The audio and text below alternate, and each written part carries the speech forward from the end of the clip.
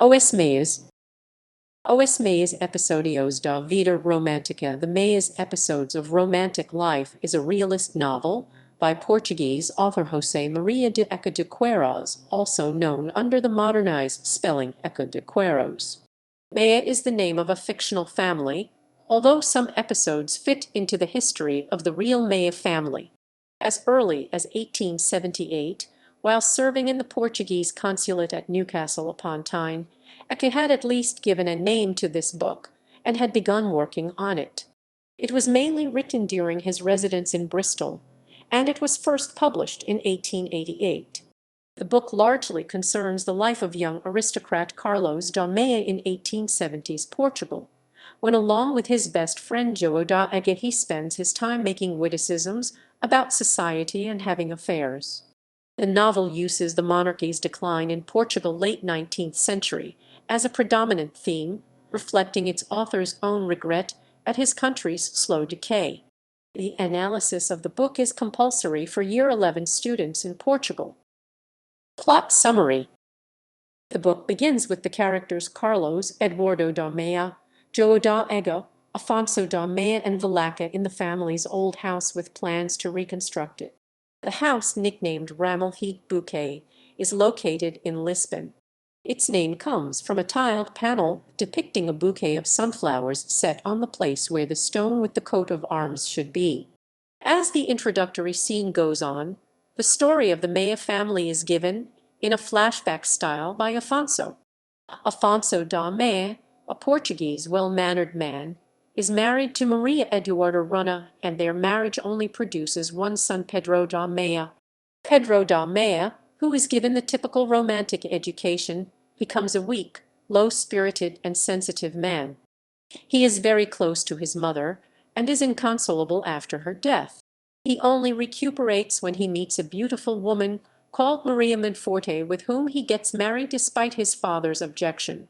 The marriage produces a son, Carlos Eduardo, and a daughter whose name is not revealed until much later. Sometime later, Maria Monforte falls in love with Tancredo, an Italian who is staying at their house after being accidentally wounded by Pedro, and runs away to Italy with him, betraying Pedro and taking her daughter along. When Pedro finds out, he is heartbroken and goes with his son to his father's house, where he, during the night, commits suicide. Carlos stays at his grandfather's house and is educated by him, receiving the typical British education, as Afonso would have liked to have raised his son. Now back to the present. Carlos is a wealthy, elegant gentleman who is a doctor and opens his own office. Later he meets a gorgeous woman at the Hotel Central during a dinner organized by João da Ega, his friend and accomplice from university, who lives with Carlos in honor of Baron Cohen, the director of the National Bank. After many comical and disastrous adventures, he finally discovers the woman's name, Maria Eduarda, and ends up meeting her. The two fall in love and have dozens of nights together, drinking and having sex. However, the two start seeing each other in secret after an incident where a redneck-like man named Damaso, Carlos' ex-friend and rival, writes an article in a newspaper accusing, humiliating, making fun of, and revealing the past of Carlos and Maria. Eventually, Carlos finds out that Maria lied to him about her past, and he starts fearing the worst.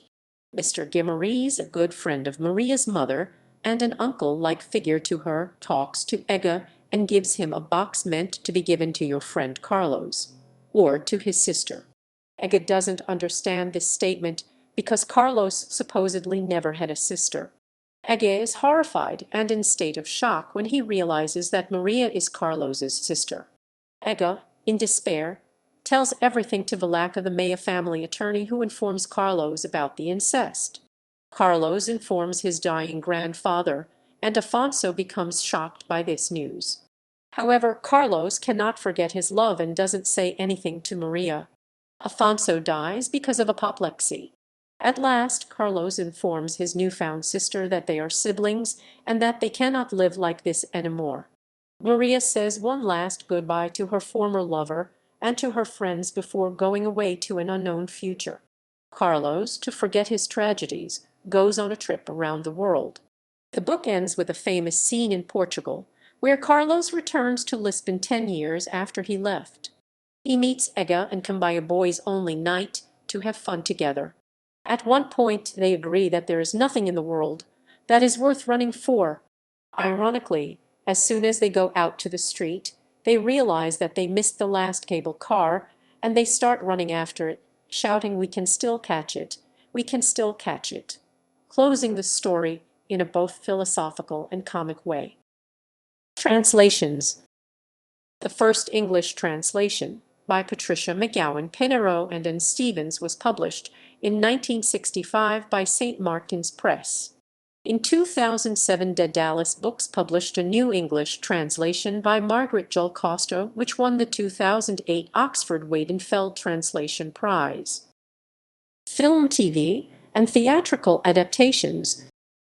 In 2001, Rede Globo produced their acclaimed adaptation of O.S. Maias, including some elements from Eca's short novel The Relic, as a short soap opera-type serial in 40 chapters, which was shown from Tuesday to Friday during a 10-week period.